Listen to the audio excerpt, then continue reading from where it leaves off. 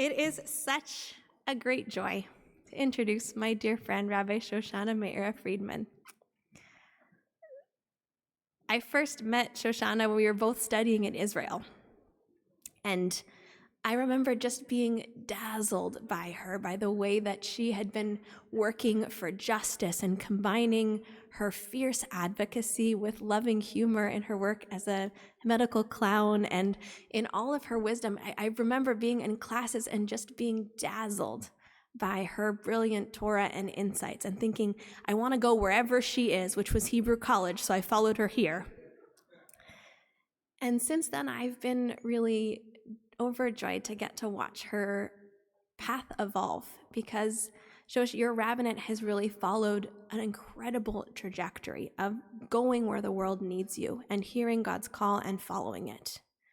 You are here today to speak about your journey as an incredibly powerful mother, seeing your child and his needs and becoming his fiercest advocate, and in the process becoming a rabbi to 16,000 followers on Instagram and social media who follow your posts and wisdom and Torah with deep gratitude for the ways that you are sharing and helping them to live lives of integrity and clarity and to speak their truth and get their needs met in a way that is deeply meaningful.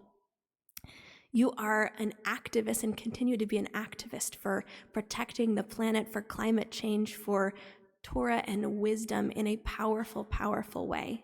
You are a coach, you are creative, you are somebody who is always instructing and helping people to bring out their true art.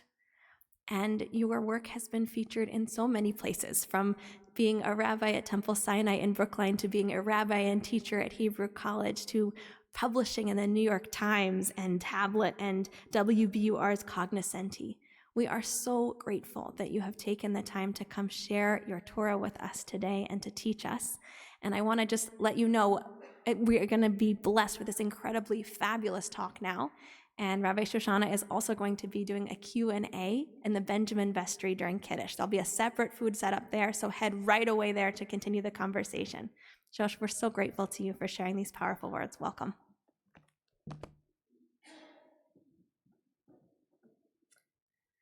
Thank you so much, Rabbi Eliza, and to the Inclusion Committee for having me.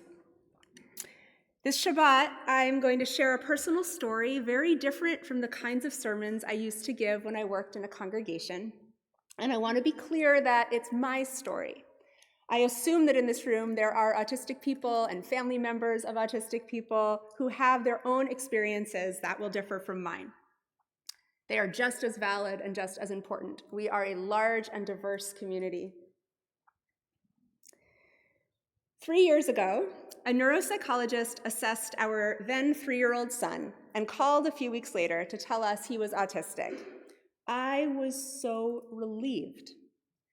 Our son was verbally precocious, made intense eye contact, and was charismatic and social.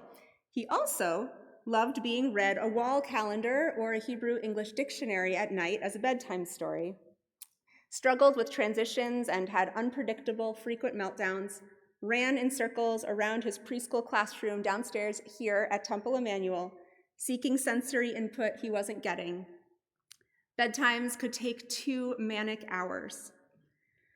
Like our ancestors in this week's parasha, my family was in an unknown wilderness and we were ready to receive some Torah. Except the Torah that the neuropsychologist revealed to us didn't seem right. He was recommending behavioral interventions focused on changing what our son outwardly did, with no interest in understanding the reasons behind our child's struggles. As the doctor spoke, my heart raced, my body tensed. I thought about a white friend of mine in the process of adopting a Black girl. She had told me how she would be listening to the voices of Black adoptees of white parents, the people closest to her soon-to-be daughter's lived experience. And I realized that while I completely trusted conventional doctors about vaccines and disease, I could not rely on their Torah when it came to raising my autistic child. I needed an autistic Torah to guide my family's journey through this neurodivergent land. So that night, shoulders tense after another day of meltdowns and difficult transitions, I opened my laptop to a parenting forum where someone recommended a Facebook group led by autistic adults whose goal was simply educating the caregivers of autistic children in how to care for them well as autistics. My heart lifted.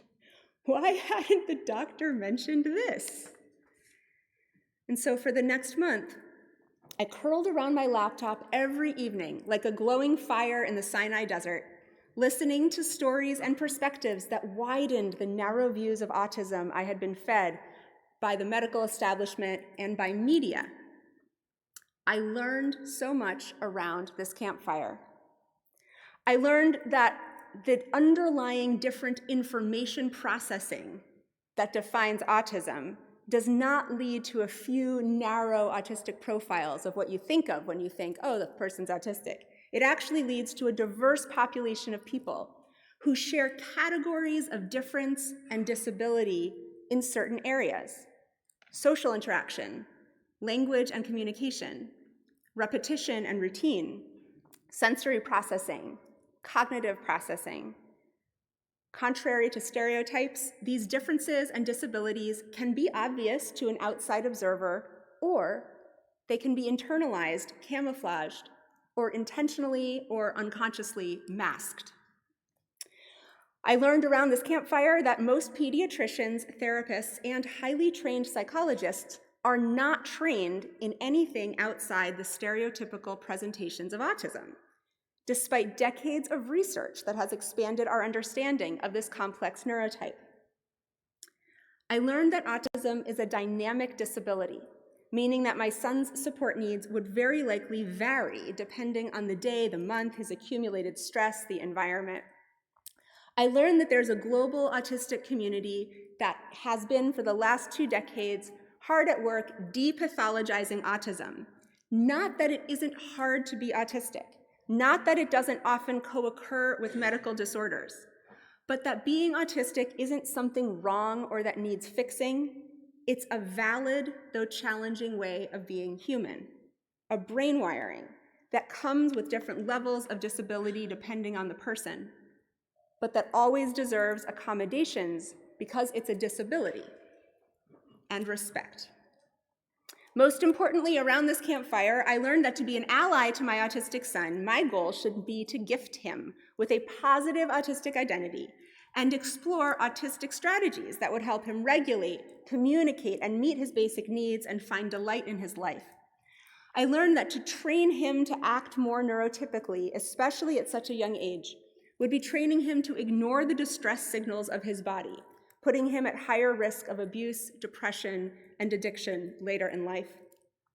I also learned that having a white autistic child in the US would allow me to make very different cost-benefit decisions about how to care for him, and that many parents of Black and brown autistic children do opt to train their children to mask their autism from a young age, not because they are phobic of autism, but because they are desperately trying to prioritize their children's safety in a country with horrific rates of brutality towards visibly disabled Black and brown bodies.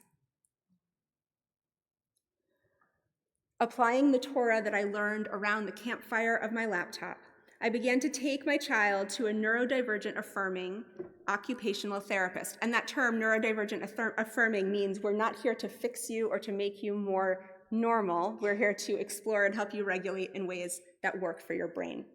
So I took him to a neurodivergent affirming occupational therapist who helped us interpret our child's meltdowns and opposition as communication about his legitimate sensory and nervous system needs. We began a daily sensory diet of tight hugs, popsicles, jumping, and rhythmic singing. We encouraged his passions, his special interests, as they are often called in autistic culture. We encouraged his atypical modes of play. There were no sticker charts, no rewards, no timeouts, only a shared determination to discover what regulated our boy and what delighted him as an autistic person. As we trusted his body, he trusted his body. By 3.5, he could identify, I'm dysregulated, when he was. By 4, he could point to a picture of what would help him regulate, like jumping, rest, or water. At age 5, when, despite all of the accommodations we were offering, he still hit a stage of acute autistic burnout, we realized that he is PDA, a particular profile of autism in which a person is born with an overactive threat response that can impact their ability to meet basic needs.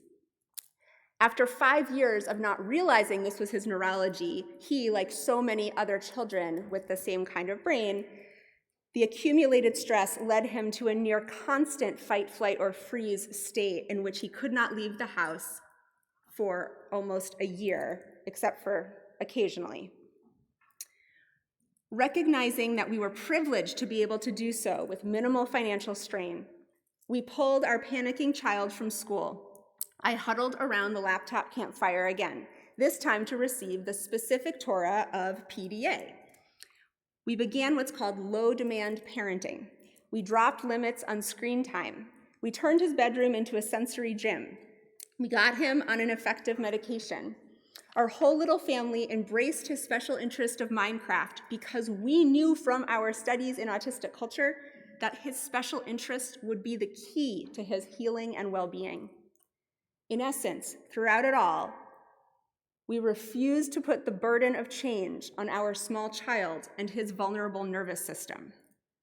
Instead, we put that burden on changing our parenting, our expectations, and the environment in which he was learning. And this Torah was truly a tree of life. Just recently, 10 months after he went into acute burnout, my son is in the recovery stage, in a state of equilibrium.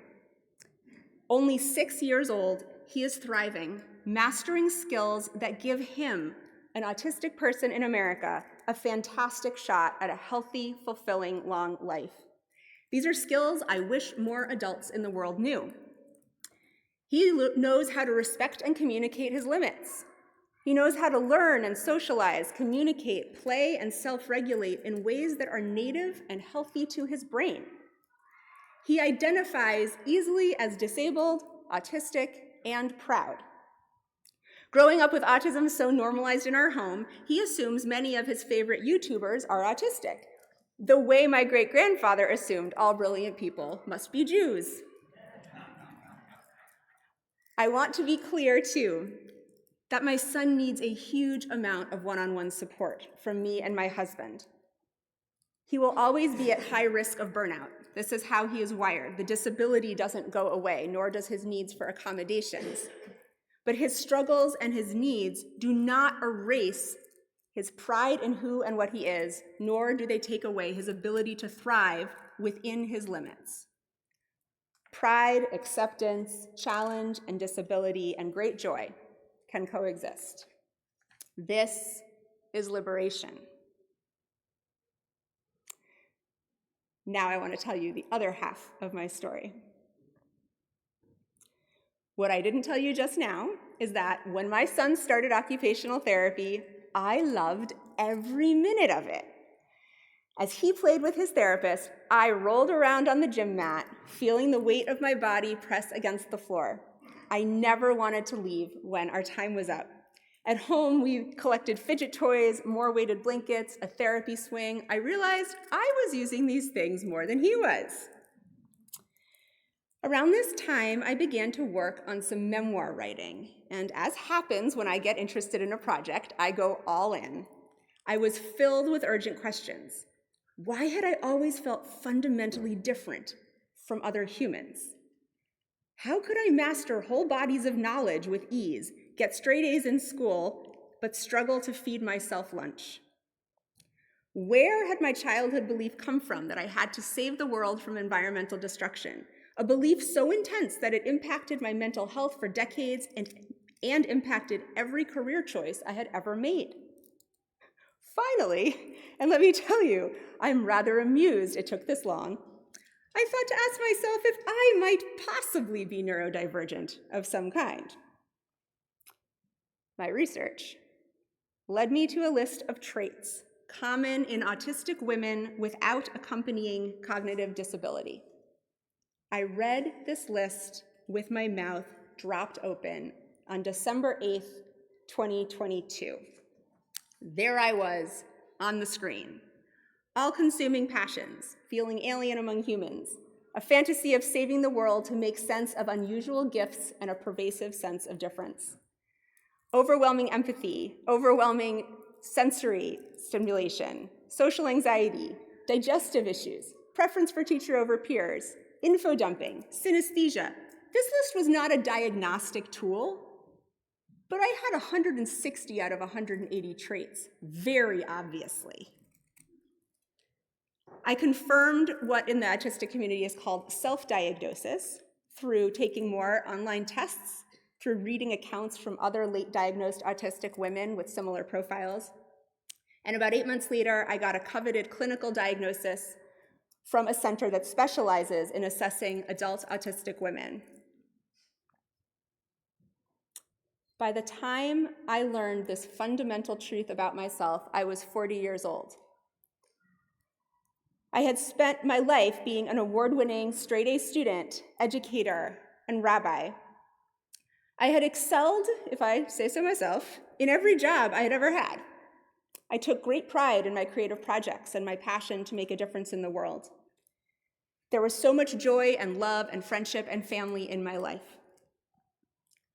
And also, throughout this, there was a hidden struggle that was hard to name. I struggled with chronic people-pleasing, with social exhaustion, with panic attacks, with burnouts, with an eating disorder, debilitating empathy for any suffering animal or person. I had near chronic jitters in my chest that I couldn't seem to calm. For 22 years, I had sought help. Psychiatry, cognitive behavioral therapy, play-based therapy, trauma-informed therapy, couples therapy, internal family systems, so many great modalities of healing.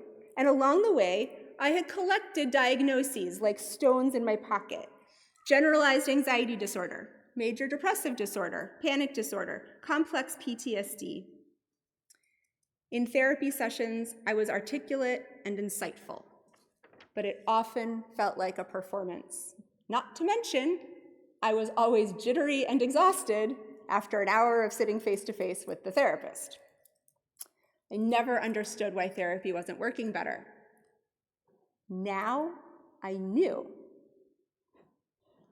I hadn't known I was autistic, and so I had kept exposing myself to the same level of social and sensory stimulation that was stressful, overwhelming, and ultimately burnout and panic-inducing to my nervous system. It was like I was jogging on an inflamed ankle, talking to a therapist about it, and then going out to jog again and wondering, why does the darn thing keep hurting? I had been receiving psychological interventions and diagnoses for what was, for me, and this is not always the predominant way the disability presents for autistics, but for me, autism is fundamentally a nervous system disability. Yet I had been receiving psychological interventions for it, and I was wandering around the wilderness, following the wrong Torah. Over the past year, I have shed shame and confusion about myself like an old skin.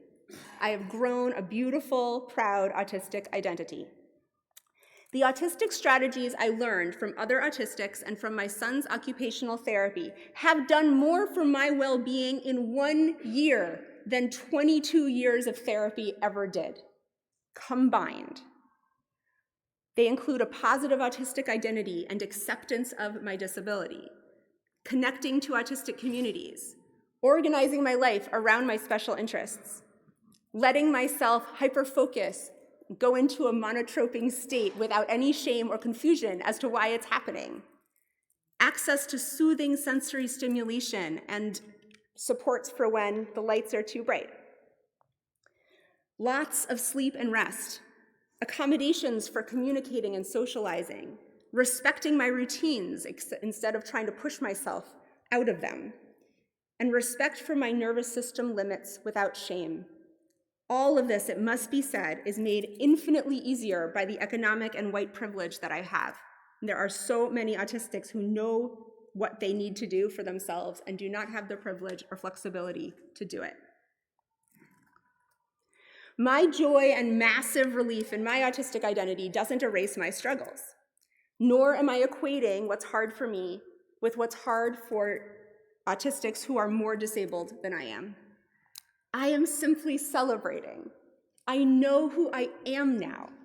I finally have the right Torah for my particular brain and body. It is not an exaggeration to say that discovering I'm autistic has been the single most healing thing to ever happen to me. This is liberation. In closing, on this Inclusion Shabbat, I want to say a word about the word inclusion. The disability justice ancestors on whose shoulders we all stand who care about this issue, they had to start with inclusion because for centuries and still, intellectually disabled people who couldn't speak with their mouths, were quite literally thrown away from society in horrid institutions or worse, excluded from basic needs like their families, safety, education, autonomy, good food, dignity, hygiene, and healthcare. That was the despicable starting point. So the word inclusion is vitally important because all people are in the image of God. All people deserve dignity and to be included in society. Infrastructure that allows physically disabled people to access and be included in spaces, in transit, in workplaces. This is all vitally important. But once we understand this, in the realm of neurodiversity, the word inclusion can become a bit problematic. It can inadvertently bring to mind that there is some kind of normal that divergent or disabled people are being paternalistically welcomed into. Come, let us include you in real normal society. And as you can imagine, I have some feelings about that. See, I have had the privilege of passing as non-autistic my whole life. It's one of the many reasons that nobody figured it out. I've always been welcomed into neurotypical spaces without bias, and it's a privilege I don't take for granted at all. But to tell you the truth, after 41 years of masking my autism and trying to keep up with the pace of neurotypical life, I am tired. Neurotypical spaces often exhaust and overwhelm me, and I feel safer in autistic community and spaces these days.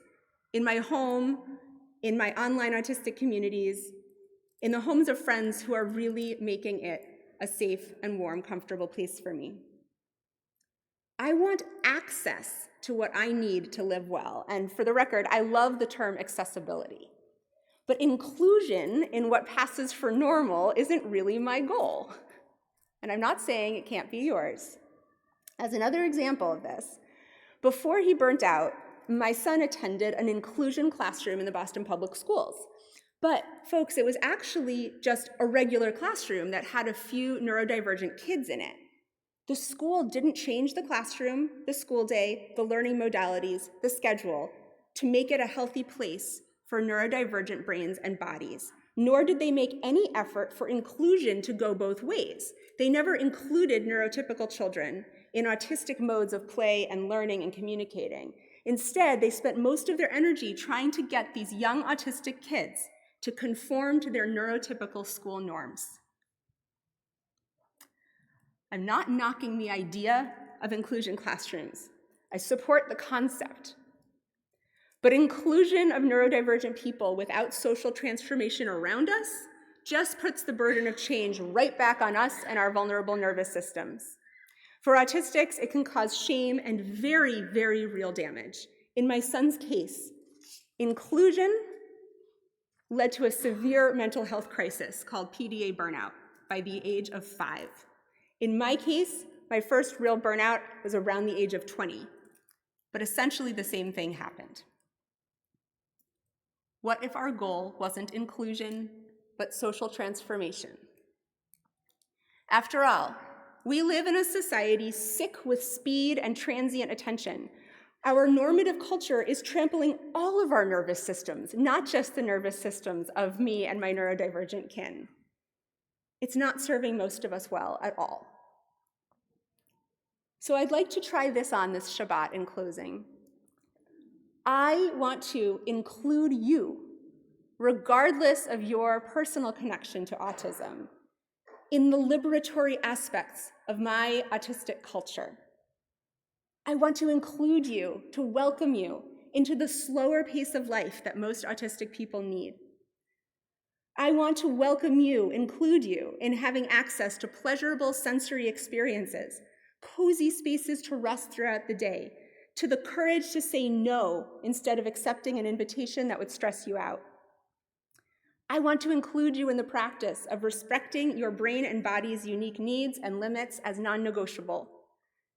I want to include you in finding community with other people who share your brain wiring when you thought you were the only one in all the world. I want to include you in the beautiful practice of consensual info dumping, where you ask for permission to share about your passions in a long, delicious monologue to someone you love. I want to include you in the soft textures, gentle lighting, silly singing, deep dive learning, beanbag throwing, therapy swinging, long afternoon snuggling under weighted blankets that are the norm in my autistic home. I want to include you in throwing out the capitalist lie that says you are only worthy if you are productive.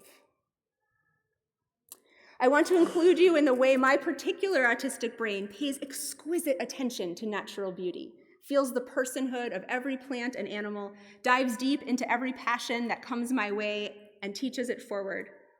I want to include you in the moment when my son and 2 other little autistic boys were once bouncing on our couch, all of them shouting the same nonsense word over and over, their joyful eyes looking straight ahead and not at each other, and not one adult interrupted their play to teach them social skills. I want to include you in the moment I told my sweet boy that Mama's autistic too, how his smile lit up the room, how he threw his little arms around me, welcoming me home. In this week's parasha, Mishpatim, we receive our first long list of laws about how to treat each other as Israelites. As we receive all these details, I'm reminded of the powerful midrash on last week's parasha that teaches that when God's voice came down from Sinai, it split into 70 different voices, each one reaching each individual Israelite according to their own koach, their own strength. What a beautiful midrash. But let's not stop there. Today, let's imagine that after those voices came down, after the smoke was quieter on Sinai, the people saw the mountain had been in smoke and they were inspired to light their own campfires. In the evenings, after Revelation, they gathered around those fires to interpret the Torah that they had received in different ways, in ways that served the actual well-being of their brains and bodies, given each of their strengths and vulnerabilities. Let's imagine our ancestors received not one Torah we should all be included in, even if it accidentally oppresses us, but rather multiple Torahs that teach us how to live well, given who we truly are. Here's to liberation for all of us. Shabbat Shalom.